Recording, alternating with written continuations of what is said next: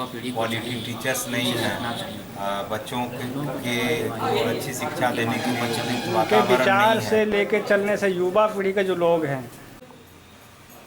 आएंगे और हम लोग उनके विचारों को सुनेंगे। आज इस प्रांगण में उपस्थित हमारे तमाम साथी, हमारे बड़े भाई इकबाल साहब, आचार्य विनोद जी, हमारे लोकप्रिय वार्ड कमिश्नर बिहारी जी, कार्तिक जी, रवि जी, संजय मंडल जी, स्वरूप जी, राजा साहनी, अनिल, सबों को मेरा हार्दिक अभिनंदन। आज इस बहाने यहाँ पर शहर के चिंतनशील लोग स्वर्गीय कर्पूरी ठाकुर जी के जयंती के अवसर पर उपस्थित हुए हैं। ये एक अच्छा मौका हमारे रमणीकांत जी हम लोगों को मुहैया करते हैं। साल में एक बार कम से कम हम लोग बैठ करके समाज के वंचित समाज एवं जिन्हें सामान्य अधिकारों से महरूम रखा गया, उनके बारे में कुछ विचार विमर्श, चिंतन मनन कर पाते हैं।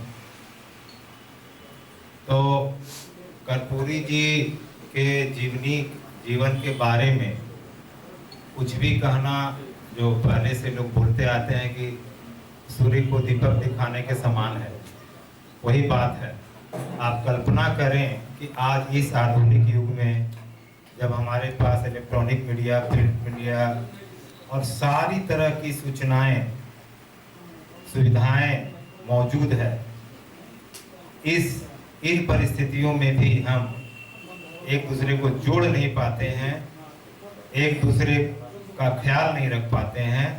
और ये हमारे जननायक 1952 से लेकर 1988 तक विभिन्न पदों पर 2 बार मुख्यमंत्री, उप मुख्यमंत्री, विधायक, सांसद और क्या नहीं रहे, और एक अति पिछड़े समाज से आने के बावजूद उन्होंने जो कारनामा करके दिखाया, खासकर पिछड़ों के लिए 27% आरक्षण देने का काम उनका है। वो 1952 के समय में ही जब पहली बार विधायक बने थे तो उन्होंने त्रिवेणी संघ बनाया था।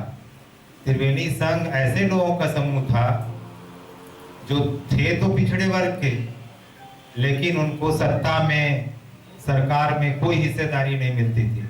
तो उनके सोच के बारे में आप कल्पना करिए कि आज से 70 साल पहले वो लोगों में, उनमें जो क्षमता थी, अद्भुत क्षमता, लोगों को एकजुट करके और उनके लिए लड़ाई लड़ने की, वह अद्वितीय था। इतिहास में वैसा कोई दूसरा वैसा उदाहरण नहीं मिलता है। उतने बड़े ईमानदार, उनका भी कोई उदाहरण नहीं मिलता है। सबसे उच्च पद पर रहने के बावजूद वो अपने जीवन काल में 1 इंच जमीन नहीं खरीदे, उन्होंने कोई नया घर नहीं बनाया, बहुत ही मृदुभाषी थे। वे सारे गुण मौजूद थे जो एक व्यक्ति में, एक समाज को आगे ले जाने के लिए, देश को आगे ले जाने के लिए जो गुण होने चाहिए, सारे गुण थे उनके।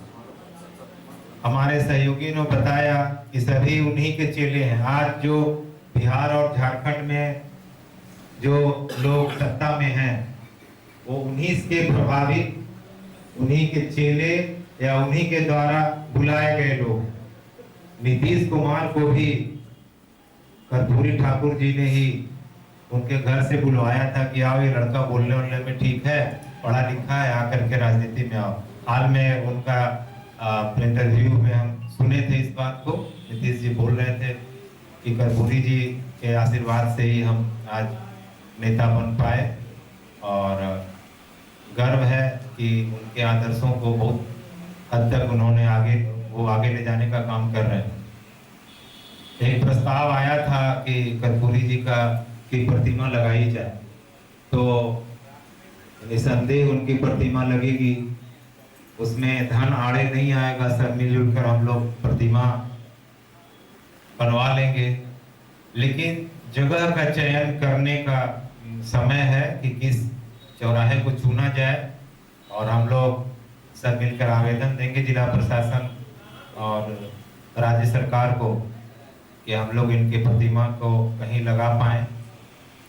हमारे आचार्य जी ने कहा कि प्रतिमा लगाने से या केवल मीटिंग करने से नहीं होगा। उनकी सच्ची श्रद्धांजलि है कि उनके जो सपने थे वो अब भी अधूरे हैं, उसको पूरा करने के तरफ हम लोग कदम बढ़ाएं।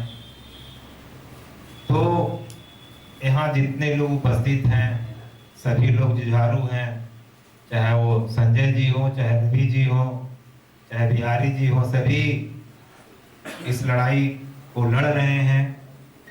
सभी लोग, यहाँ मनीष चंद्रवंशी जी हैं, हमारे बड़े भाई इकबाल साहब, सारा जीवन समय इन लोगों ने दे रखा है समाज की सेवा के लिए। तो मिलजुल कर हम लोग, कर्पूरी जी का सपना कोई ऐसा सपना नहीं था जो पहले लोगों ने नहीं देखा। राम राज्य हो या जितने काल आए, सभी लोग अच्छे सोचने वाले लोग हमेशा समता मूलक समाज ही चाहते हैं, जहां अन्याय नहीं हो, सबों को भरपेट भोजन मिले, सभी लोग सम्मान पूर्वक जिए। लेकिन उन्होंने कर दिखाया। उन विपरीत परिस्थितियों में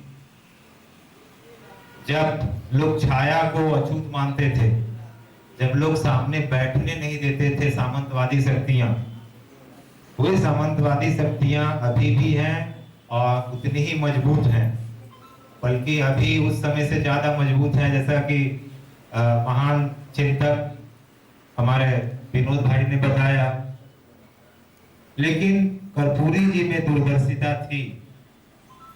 सबसे जरूरी है दूरदर्शी होना, बातों को समझना, चिंतन करना। हम उन परिस्थितियों में अपने सोच को कैसे समाज में रख पाएं, आगे ले जाएं, वो तो इस महान व्यक्तित्व के बारे में कुछ भी कहना बहुत मुश्किल है, क्योंकि उस समय की परिस्थितियों की कल्पना करें जब वो पढ़ा करते होंगे। आज हम चुनाव लड़ते हैं, बहुत सारे लोग यहाँ चुनाव लड़ने वाले हैं। हम लोग अपने लोगों को जिससे अपेक्षा करते हैं कि आप जिनके लिए आप काम करना चाहते हैं, वो आपको कहीं ना कहीं से दिग्भ्रमित हो जाता है आज के इस युग में, जबकि सारी चीजें दिखती हैं।